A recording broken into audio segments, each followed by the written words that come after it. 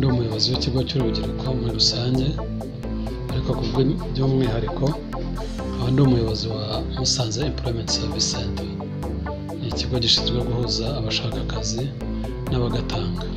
Nitwa jeunesse nkaba ndi assistant wa IT hano muri iki kigo cya Musanze Youth Center. Nkaba dufasha urubyiruko rwifuza umurimo, ushaka kujya ku isoko ry'umurimo. Hano dutanga serivisi zo gupima virusi itera sida mu rubyiruko, tugapima inda, tugatanga ubujyanama, tukavura n'indwara zandurira mu mibonano. Turi part ya board, tukaba tuyoboye board y'ikigo cy'urubyiruko cy'Akarere ka Musanze cyangwa tukunze kwitwa Musanze Youth Center.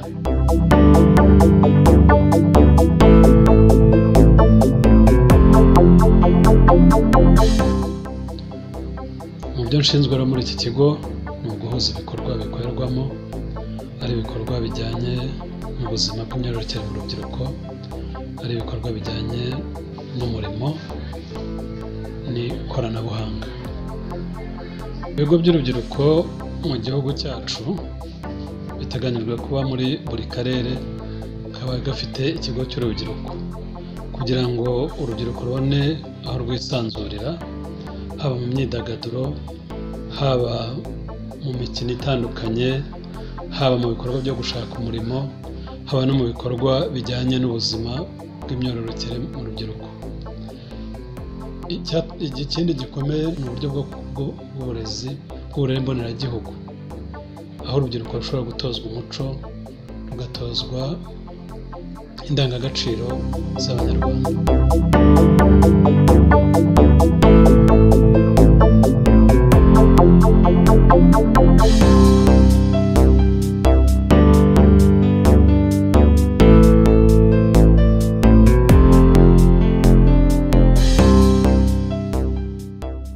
Ibigo by'urubyiruko biri mu nshingano za Minisiteri y'Urubyiruko n'Umuco, kuko aribo bashinzwe urubyiruko hanini n'izindi minisiteri zifatanyije, kuko urubyiruko icyo twakwita ko ari nka cross-cutting, ahantu hamwe utarusanga. Muri gahunda ya leta turabona yuko bigerwaho, kuko inshingano ikigo gifite cyo kureba urubyiruko rwiga uburere mboneragihugu, kwidagadura no gushaka akazi, turabona bigerwaho. Ubundi iyo umuntu akora ibintu biri muri gahunda yihaye cyangwa yahawe n'igihugu, iyo zigerwaho nibwo ugira imbaraga zo kugira ngo ukomeze. Natwe rero tubona urubyiruko wenda nk'aho covid igabanije umurego, tubona ikigo gisubira kugenda, ugasanga urubyiruko ruridagadura, bafite imikino itandukanye nka BBR, baraza ibikoresho bya muzika bagacuranga, bakaririmba. Twabona abishaka umurimo baza umunsi ku wundi biyongera, bakagenda basaba akazi, bitabira amahugurwa dutanga. Tubona biduha imbaraga ku buryo twasaba n'urubyiruko rundi rutarahagera rwo mu tundi turere cyangwa no mu yindi mirenge badashobora kugera hano, tugira imbaraga zo kujyaho, noneho tuzanabasanga iwabo, tubasangize serivisi abandi bahabwa.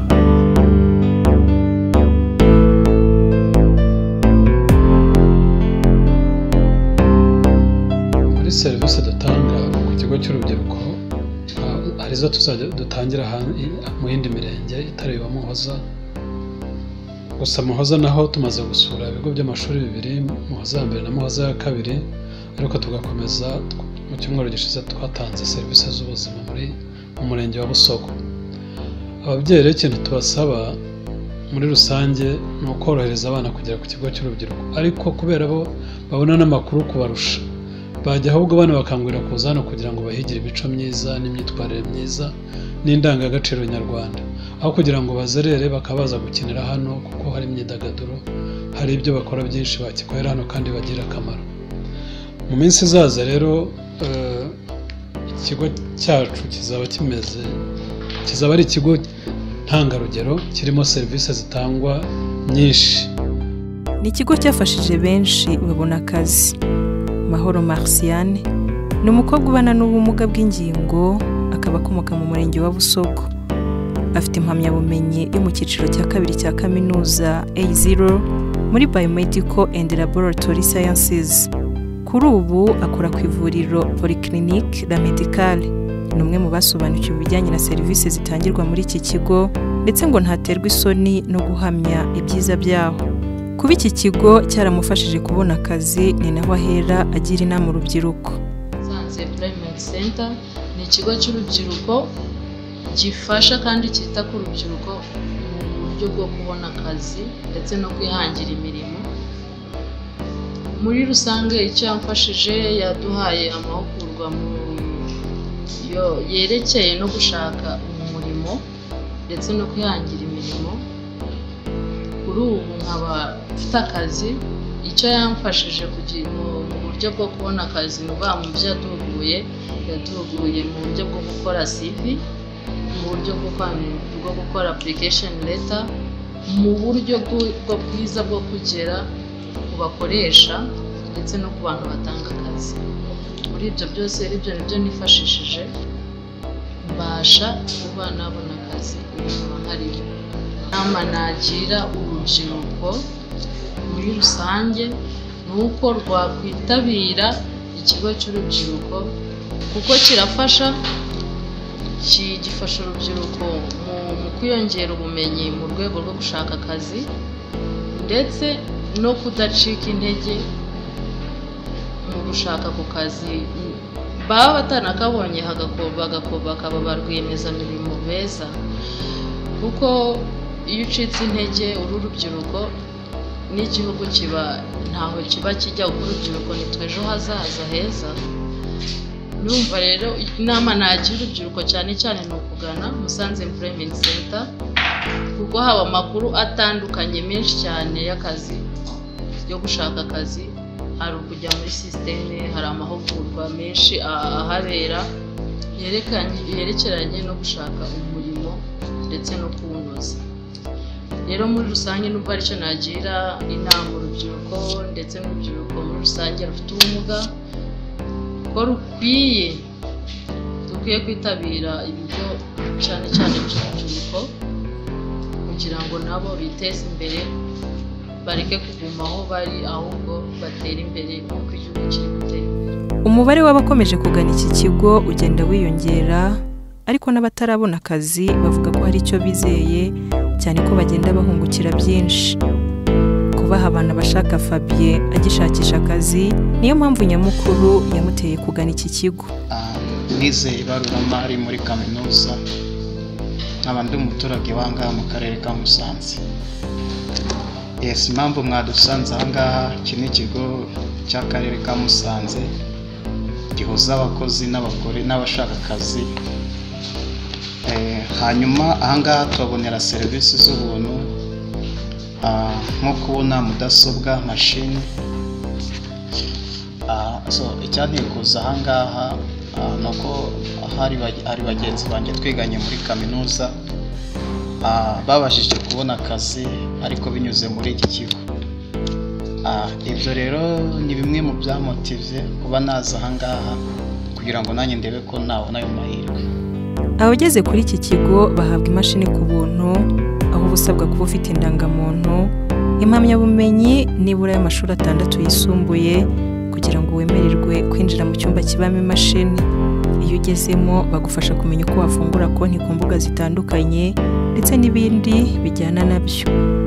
Nitwa Jeunesse nkaba ndi assistant wa IT hano muri iki kigo cya Musanze Youth Center nkaba dufasha urubyiruko rwifuza umurimo, ushaka kujya ku isoko ry'umurimo, usaba akazi, tukabigisha uburyo bagasaba, tukabafasha no kumenya amakuru y'umurimo ari ku isoko ry'umurimo,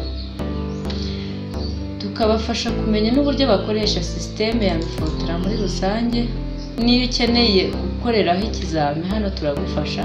Urukiri kwiga segonderi rwiga ibijyanye na ICT hano turabafasha, ndetse n'abarangije kaminuza baba bifuza gukora training ya RDP professional turabafasha hano.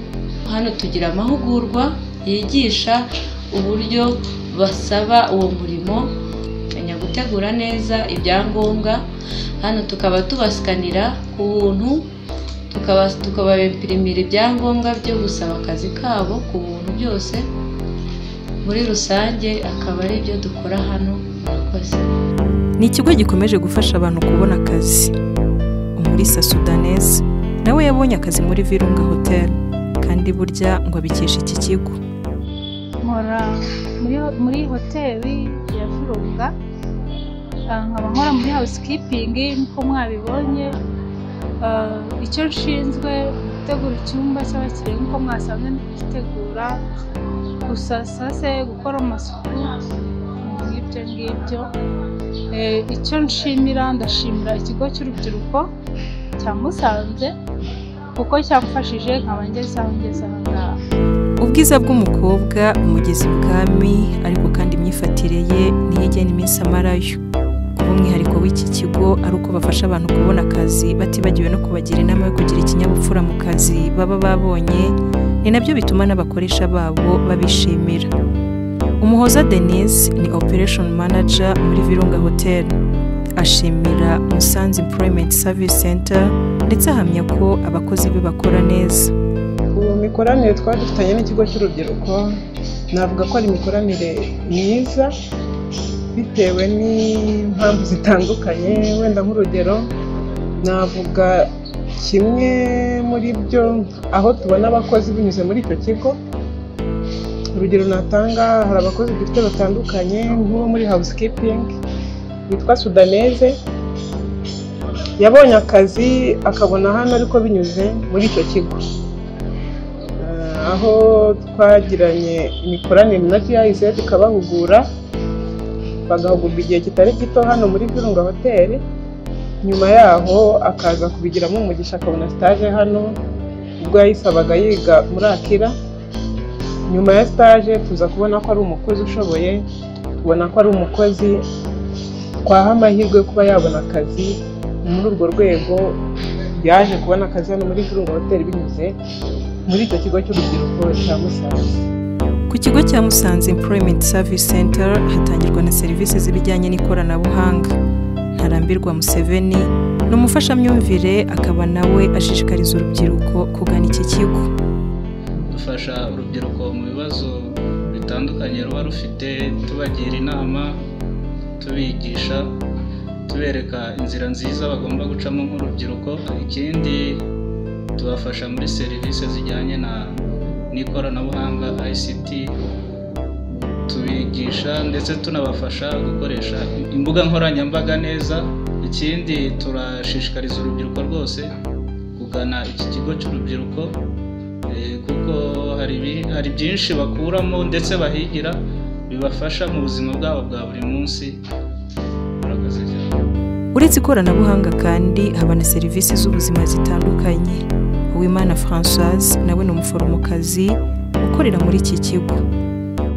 Hano dutanga serivisi zo gupima virusi itera sida mu rubyiruko, tugapima inda, tugatanga ubujyanama, tukavura n'indwara zandurira mu mibonano mpuzabitsina, tugira n'uburyo bwo kuboneza urubyaro cyangwa bwo kwirinda inda zitifuzwa. Abitewe n'uko mu rubyiruko cyane cyane muri Musanze n'undi bwibande dufite abana benshi baba under 18 batwaye inda zitifuzwa, bityo ikigo cy'urubyiruko tugenda dutanga ibiganiro ku bijyanye n'ubuzima bw'imyororokere. Twasanze bana akenshi batwara inda zitifuzwa ko badafite amakuru ku bijyanye n'ubuzima bw'imyororokere. N'iyo serivisi rero turayifite ku kigo cy'urubyiruko. Tukapima groupe sange, ubwoko bw'amaraso, tugatanga n'ubujyanama ku bahohotewe n'izindi serivisi zihererekanye zerekeranye n'ubuzima bw'imyororokere. Kuba serivisi zose batanga ari ubuntu hari aho bituruka.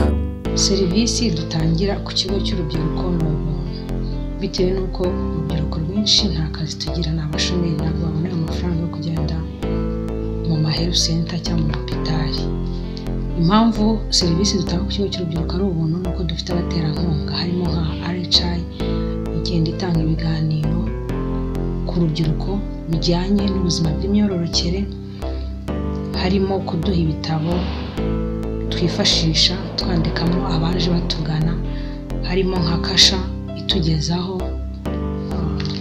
udukingirizo mu buryo bw'ibanga, ikatugezaho agakoresho akifashisha kugira ngo umenye niba warasamye, kasha ikatugezaho cya kinini gituma kirinda gusama, hakabamo na FVA n'ingobyi na RBC.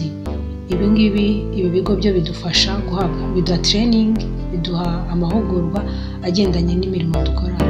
Musanze Employment Service Center ni ikigo gifite abafatanyabikorwa batandukanye. Hari byinshi iki kigo gifasha urubyiruko, ndetse ngo bari muri gahunda yo kuhagura ku buryo n'abakerarugendo bazajya bahaza. Rucyahana Muwe Andrew ni umuyobozi w'Akarere ka Musanze wungirije ushinzwe iterambere ry'ubukungu. Turi part ya board, tukaba tuyoboye board y'ikigo cy'urubyiruko cy'Akarere ka Musanze cyangwa tukunze kwitwa Musanze Youth Center. Tukaba tuyoboye iyo nama. Ubwabyo kuba ndi umuyobozi w'Akarere wungirije ushinzwe ubukungu ariko akaba ari njye uyoboye iyi board ni ikimenyetso cy'ibiryo imyumvire igenda ihinduka. Kera urubyiruko rwabarizwaga muri social pillar, ariko ubu ngubu kubera ibikorwa byabyo byinshi tubifata nk'ibikorwa biganisha muri social economic transformation. Iki ni ikigo kidufasha mu kuzamura ubumenyi bw'urubyiruko mu bintu bitandukanye. Ari nkomoje wenda kuri serivisi zitandukanye ziri mu kigo cy'urubyiruko, arizo tunabanza nkabasangiza n'akamaro zifite. Nk'uko mubizi dufitemo ibikoresho bitandukanye bijyanye na music industry y'urubyiruko. Dufitemo ibikorwa bijyanye n'ubuvuzi na serivisi z'ubuvuzi, aho urubyiruko rushobora kugisha inama ni gute bakwifata cyane cyane ku ndwara zikomoka ku myororokere itandukanye, indwara zikomoka ku myifatire yaba itahwitse mu rubyiruko. Rimwe na rimwe tujya tubona uburyo bakwirinda n'ubuhe n'uburyo bakwifata n'ubuhe. Dufite mu kigo cy'urubyiruko computer lab nini, ku buryo dufitemo amashini kandi afite na internet y'ubuntu ku rubyiruko n'abagana iki kigo, ku buryo urubyiruko rushobora kubonamo services zitandukanye. Icya mbere, ikigo gifitanye imikoranire na Minisiteri y'Urubyiruko na RDB na private sector, ku buryo hari list z'ibigo bitandukanye abantu bashobora kuba basabiramo akazi, ku buryo turengaho tukaba twanategura amahugurwa ajya kunda kuba ubufatanye n'ibigo bitandukanye, navugamo nka GIZ badufasha guhugura abantu batandukanye. Dufite n'indi serivisi yajemo yitwa Fab Lab na Tech Lab, aho dufite ibikoresho bitandukanye bishobora gukoreshwa n'urubyiruko kwigiraho gukora ibikoresho muri 3D dimension. Ni n'ikigo duteganya kwagura tukabona n'izindi mashini. Dufite partnership cyangwa imikoranire n'ubufatanye hagati y'Akarere ka Musanze na RISA, ikigo gishinzwe guteza imbere ibintu bijyanye n'ikoranabuhanga, na JICA. Dufatanyije nabo muri uyu mushinga ku buryo duteganya no kubona ibindi bikorwa. Ngo mu ngengo y'imari y'uyu mwaka 2021-2022 ikigo cyahabonye amafaranga giturutse ku bufatanye bwa RODA n'umuterankunga witwa Enebo, ku buryo tugiye kubaka ikigo tukacyagura dukoresheje budget ya miliyari 1 na miliyoni zirenga 200. Kikaba ari ikigo rero kigiye kwagurwa kikagira ibibuga bya siporo bitandukanye, volley, basket, tukagiramo ahantu abantu bashobora kuza bakigira nka library, tukaba dufitemo ahantu abantu bagaragariza ibihangano byabo, noneho tukanagura ahantu hashobora gukorerwa inama ntoya ku rubyiruko. ikindi ni ikigo turimo gufatanya n'akarere na body y'ikigo kugira ngo dushake abandi bafatanyabikorwa ku buryo badufasha kuzanamo izindi program. Bamwe mu bo dushoboye kubona na African Management Institute twagiranye memorandum of understanding n'akarere, aho tugiye gutangira gutanga online courses, inyinshi kuri zo akaba ari zizatangwa ku buntu. Ikindi iki kigo kirimo kubakwa mu buryo kizajya kiganwa n'abakerarugendo nabo bakaba bagisura, ku buryo tuzabona iki kigo mu mwaka utaha ngo mu kwezi kwa 8 kizaba cyararangiye. Kizaba ari ikigo kibereye, gifitemo imyanya hanze n'ubusitani, abantu bashobora no kuza bakicaramo bagasoma, bakakorera n'izindi gahunda. Uyu muyobozi kandi hari n'amatanga ku rubyiruko no ku babyeyi muri rusange. Message ya mbere twabaha ni uko iki kigo ari icyabo. Urubyiruko rutakitabiriye ntabwo cyaba gifite purpose cyangwa meaning, nta n'umusaruro cyatanga, ntabwo cyagera kuri objective cyubakiwe. Iki rero turabashishikariza ngo cyambere bakigane, batuhe n'inama y'uburyo cyarushaho gutunganywa. Nta kintu twageraho urubyiruko rwacu rurwaye. Turabiririmba kenshi, turabivuga ko urubyiruko ari imbaraga z'ejo, kandi niko bikwiriye, ni nako bimeze. Natwe turi muri iyi myanya twari urubyiruko. Hari inama twajya cyangwa se n'ubutumwa twaha ababyeyi bacu, cyane cyane ababyeyi bafite abana bageze mu gihe cyo kuba batangiye kugira curiosity no kuba bakeneye kugira ibintu bitandukanye biga. Nuko bakwegera abana babo bakanabaha impushya zo kugana muri iki kigo cy'urubyiruko, kuko aya mahirwe abana babo bafite mu gihe cyabo abenshi nayo bageze. Abenshi bari mu buvuzi, abenshi bari mu buzima butaboroheye. Ubu ngubu abana babo hari amahirwe menshi leta irimo kubaha, binyuze mu mahirwe mu ikoranabuhanga cyangwa ahantu hatuje bashobora kuganira n'abandi bakiyungura, kandi dusaba kugira ngo bafatanye n'inzego z'ibanze no gukurikirana umutekano w'abo bana. Uzi ko niba umwana yagiye ku kigo cy'urubyiruko, yagiye ryari, aragaruka ryari, niba yagiyeyo yize iki, ni iyihe gahunda yakurikiranye. So ibyo gufatanya mu mutekano no kubakurikirana ni inshingano zacu twese, ababyeyi na leta n'urubyiruko ubwarwo.